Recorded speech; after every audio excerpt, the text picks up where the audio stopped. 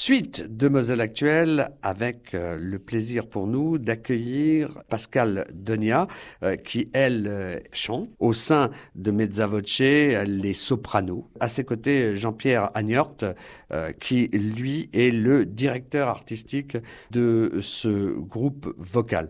Alors, on commence par vous, Pascale Donia. Comment vous êtes-vous retrouvé dans cette aventure de Mezza Voce? Alors, bonjour Jean-Louis. Alors, Mezza Voce, au départ, c'est l'histoire d'amis. C'est une grande histoire d'amitié. Une amitié de plus de 30 ans, et non pas la date fatidique de 30 ans, entre Jean-Pierre Agnort, pour nous qui nous connaissons depuis toutes ces années, et puis donc notre directeur artistique, Rachel Suzon-Lirette, qui est la mezzo-soprano du groupe, Fabrice Marchetto, qui est notre ténor, et Jean-Marc Best, qui est également un de mes plus vieux amis, la basse. Et plus récemment, Christopher Byton, donc la basse continue, qui nous accompagne au violoncelle. Donc c'est l'histoire d'une amitié, c'est le désir de faire de la musique ensemble, pas forcément pour se produire au départ, mais simplement pour le plaisir de trouver un son, une unité, de former non pas une chorale, mais un groupe vocal et instrumental à géométrie variable. Voilà, donc ça c'est le départ. C'est une formation qui est toute jeune. Nous avons 1 an, c'est-à-dire que cette année, en décembre, nous produirons lors de la fête des Lumières à Plaville et au Carmel, et nous avions débuté il y a 1 an lors de la fête des Lumières à Plaville au Carmel. Voilà, donc on fête nos 1 an, notre première bougie.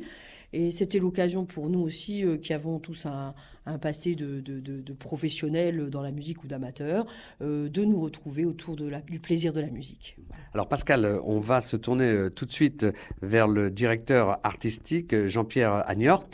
Jean-Pierre Agnort, on vous connaît bien ici à Metz. Je voudrais rappeler quand même que vous avez longuement travaillé à l'Opéra-Théâtre de Metz Métropole.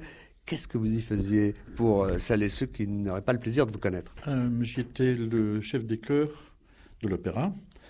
Je suis rentré à l'opéra en 1974, donc ça fait presque 40 ans. Et je viens de prendre ma retraite. Et je me suis dit que tout n'allait pas s'arrêter.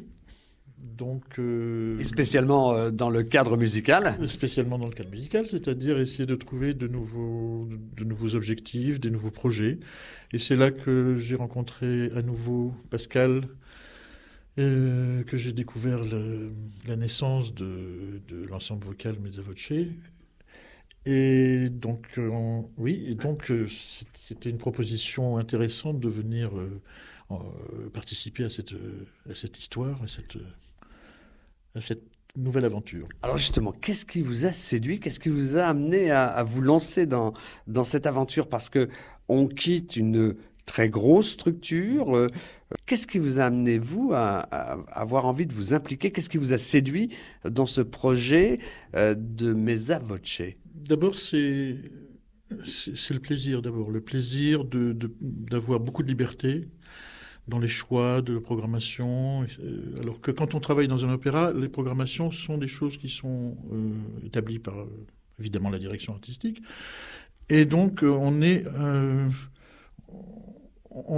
là pour, réaliser les choix qui ont été faits.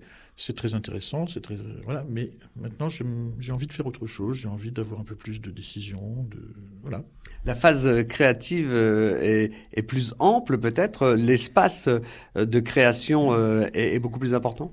Oui, bien sûr. Et ce sont des réflexions que nous faisons aussi ensemble. C'est-à-dire, le titre de directeur artistique est évidemment très, très agréable, mais les décisions, on va les prendre ensemble, on va réfléchir ensemble à l'avenir de Mezza Voce. Pour l'instant, c'est un répertoire qui se situe surtout dans la musique de la Renaissance, la musique baroque, début du baroque, disons. Et je pense qu'on peut faire évoluer ce répertoire, l'ouvrir beaucoup plus maintenant à d'autres musiques, peut-être des musiques, toujours évidemment dans cette structure, des choses qui sont faisables avec un ensemble vocal et un petit ensemble instrumental peut-être à côté.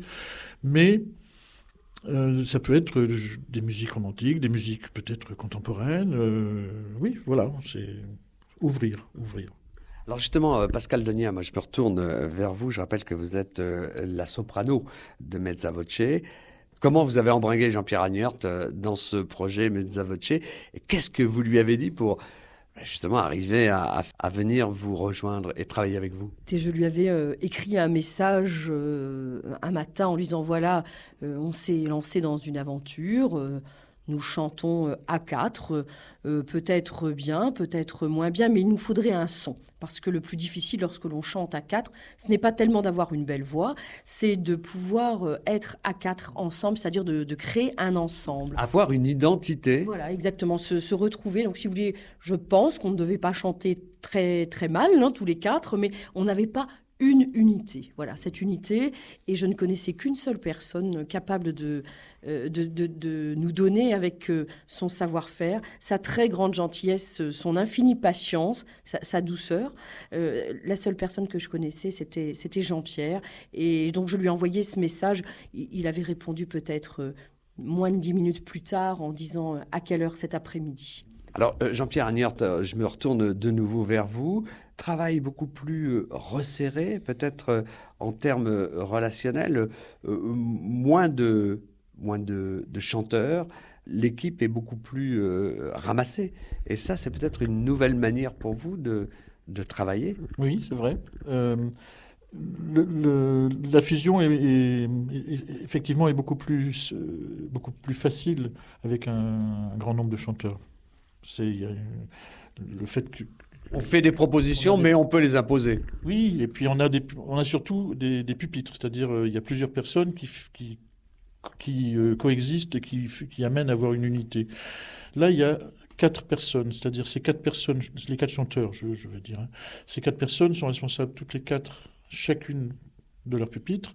Et donc, la cohésion, c'est entre ces 4 personnes-là. Et il faut absolument quelqu'un de l'extérieur, de toute façon, pour une oreille qui puisse écouter et contrôler. Il se trouve qu'en plus, ce travail se fait avec 4 personnes qui sont 4 amis. Donc ça facilite énormément de choses. Parce qu'on peut se dire beaucoup de choses et on sait qu'on va tous dans le même sens pour le bon résultat du groupe, justement. Jean-Pierre Agnert, question, il y a beaucoup plus d'échanges, alors qu'on peut imaginer que lorsque vous dirigiez les chœurs de l'Opéra de Metz Métropole, eh bien, vous faisiez des propositions, mais au final, c'est vous qui tranchiez. Il y a moins d'échanges qu'il peut y en avoir dans une formation plus réduite comme celle de Mezza Voce. Non, je pense pas. Je pense que déjà, je ne suis pas celui qui tranchait. Quand j'étais chef des chœurs, je tranchais avant dans certaines propositions qu'on aurait pu faire. Mais celui qui a le pouvoir définitif, c'est le chef d'orchestre, c'est-à-dire le responsable musical de l'ouvrage à chaque spectacle. Donc, je faisais des propositions au chef d'orchestre, ça pouvait être plusieurs versions, etc. Mais c'est lui qui avait la décision finale. Ici, avec Mezza Voce, je ne peux pas dire que je dirige, justement.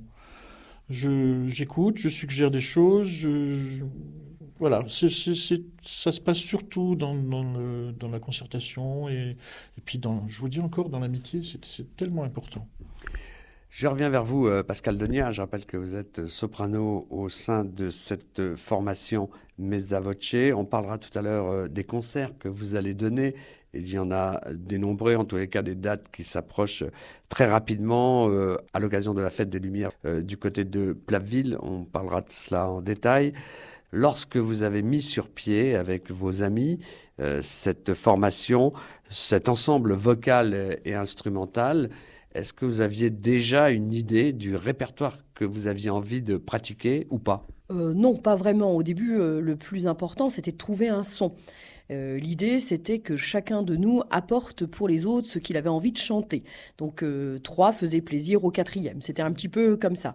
Et assez rapidement, ceci dit, c'est dans le répertoire baroque que nous avons décidé pendant la première année, en tout cas, de travailler pour trouver la voix, parce que le répertoire baroque, contrairement au répertoire romantique ou un répertoire davantage bel canto, c'était pour nous de quitter à la fois une position de soliste et de se fondre dans un ensemble et en même temps d'assurer sa partie seule. Voilà, c'était quelque chose d'assez difficile à trouver et c'est Jean-Pierre qui nous l'a donné avec sa rigueur aussi et puis cette façon, si vous voulez, de s'oublier en tant que personne qui chante, mais d'écouter les autres. Le plus important, c'est d'écouter l'autre. Et d'être au service du groupe. Voilà, c'est ça, parce qu'en fait, c'est une amitié, c'est vrai, mais c'est une rigueur aussi. Et on a essayé de garder, vous savez, j'aime beaucoup la définition de ce qu'est un dilettante, c'est-à-dire celui qui fait quelque chose par plaisir, mais par goût aussi. Et on a voulu garder ce caractère pas tellement amateur que de dilettante dans le sens noble du terme. Voilà. Pascal Donia, un ensemble vocal et instrumental, c'est très bien, mais il faut quand même avoir le lieu et la disponibilité pour pouvoir répéter. Comment ça se passe ? Alors, les lieux, c'est soit chez la basse, soit chez moi à la maison. Et c'est au minimum 1 fois par semaine, 2, c'est mieux. Là, ces derniers temps, nous avons répété presque tous les 2 soirs. Et c'est énormément de travail individuel. Je crois que personne de nous n'a jamais autant travaillé que pour cet ensemble Mezza Voce, mais toujours avec beaucoup de plaisir, bien sûr. Jean-Pierre Agnorté, lorsque vous avez rencontré toute l'équipe, que tout le monde s'est mis autour de la table, il y a eu des propositions, on a défini le style, le son, comme disait Pascal Donia il y a quelques instants. Et ensuite, il a fallu se pencher sur les œuvres qui allaient être interprétées. Il y en a certaines qui ont été obligatoirement et tout de suite écartées. Déjà, oui, des choses Bon, déjà, il faut trouver des œuvres qui sont destinées à un groupe réduit comme celui-là. Hein. On a, pour l'instant, 4 chanteurs, une basse et un clavier. Ce qui ne veut pas dire d'ailleurs que ce groupe ne va pas trouver des ouvertures et peut-être ponctuellement avoir d'autres chanteurs ou d'autres musiciens qui viennent participer à cette aventure. Je vous interromps 2 secondes puisque Pascal Donia tout à l'heure a dit que c'était une formation à géométrie variable. C'est ce que nous voudrions, effectivement. Ça permet justement d'agrandir aussi, d'ouvrir aussi le répertoire, évidemment. Il y a des tas de choses très intéressantes de la Renaissance à la musique contemporaine, où on peut avoir besoin de, je sais pas, de ténors, une haute contre, des instrumentistes supplémentaires. Enfin, beaucoup de choses sont envisageables. On a présenté ce chœur, hein, cet ensemble Mezza Voce. Rappelons qu'il y a, Pascal Donia, vous allez nous refaire le générique des personnes qui sont impliquées dans cette aventure. Donc il y a bien sûr Jean-Pierre Agnort, notre directeur artistique. Il y a Christopher Byton, basse continue, également directeur général de l'Orchestre national de Lorraine. Il y a Rachel Suzon-Lirette, mezzo-soprano, Fabrice Marchetto, ténor, Jean-Marc Best, la basse, et moi-même. Et donc, après les 2 concerts que nous venons de donner cette semaine au tribunal le jeudi 21 et à l'occasion du colloque Robert Schumann et hier au temple protestant de Queuleux. Je vous arrête 2 secondes. Quel effet cela fait-il de chanter au tribunal de Metz ? C'était une expérience absolument merveilleuse. Parce que le lieu impacte énormément la manière de chanter d'une formation comme la vôtre. C'était un lieu insolite, c'était la salle des pas perdus. L'acoustique était à la fois bonne et difficile parce qu'il fallait s'adapter. Nous avions Jean-Pierre qui était au clavecin avec Christopher Byton au violoncelle. Et ce grand hall dont il fallait pouvoir envahir l'espace sans pour autant être envahissant, mais tout en finesse, ça a été une expérience absolument, pour nous, d'une grande richesse. Et nous l'emmenons dans nos bagages, à Rome, bien sûr. Pascal Donia, il y a ces dates passées dont vous venez de nous parler, c'était ce week-end, et puis vous avez des dates qui vous attendent, vous partez, toute la formation s'envole vers Rome pour 2 concerts. Alors la formation s'envole pour Rome dans une petite dizaine de jours et nous chanterons le 6 décembre à Saint-Nicolas-des-Lorrains et le 7 décembre à Santa Maria sopra Minerva. Ce sont 2 lieux, 2 églises qui sont tout à côté du Panthéon. Donc cette fois-ci, ça sera pas encore le Panthéon pour nous, mais en tout cas le quartier. Alors moi, je vais me tourner vers le directeur artistique, Jean-Pierre Agnort. Quel type de répertoire vous allez proposer à l'occasion de ce déplacement romain ? Alors, le choix a été fait en fonction justement du déplacement, c'est-à-dire on a choisi des compositeurs italiens et français uniquement, de la Renaissance et du début baroque, quoi, vraiment. Et parmi lesquels on a essayé de trouver justement des compositeurs qui sont un petit peu inhabituels, avec des œuvres très intéressantes comme Antoine Brumel, qui a écrit des choses d'un modernisme absolument étonnant, comme Bousignac. Et donc ça, c'est pour les compositeurs français. Il y a aussi quelques pièces d'orgue que je jouerai dans ces églises, donc Tite-Louse pour la partie française, et musique italienne, ça va de Gabrielli à Carissimi, en passant par Pasquini. Voilà. Il y a d'autres dates, et là, ça concerne les auditeurs messins, ou même de Moselle, s'ils ont envie de venir passer un moment d'exception. C'est l'intervention que vous allez faire à l'occasion de la Fête des Lumières de Platteville. Pascal Denia, vous pouvez nous en dire un mot ?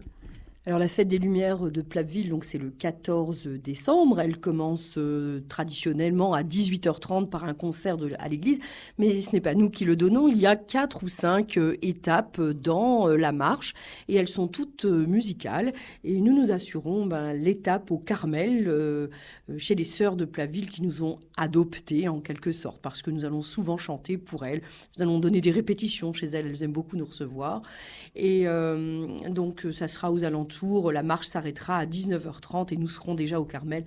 Nous interpréterons quelques airs pour fêter la lumière. Très bien, merci Jean-Pierre Agnort, merci Pascal Denia.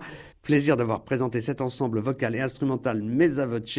Je rappelle ce déplacement à Rome, on en reparlera. Et puis, je rappelle également, le prochain rendez-vous tout proche, c'est le 14 décembre prochain, à l'occasion de la Fête des Lumières. C'est à Platteville. Et il y aura un rendez-vous, une des étapes qui marque cette Fête des Lumières au Carmel, aux environs de 19h30. Belle découverte. Merci à vous deux.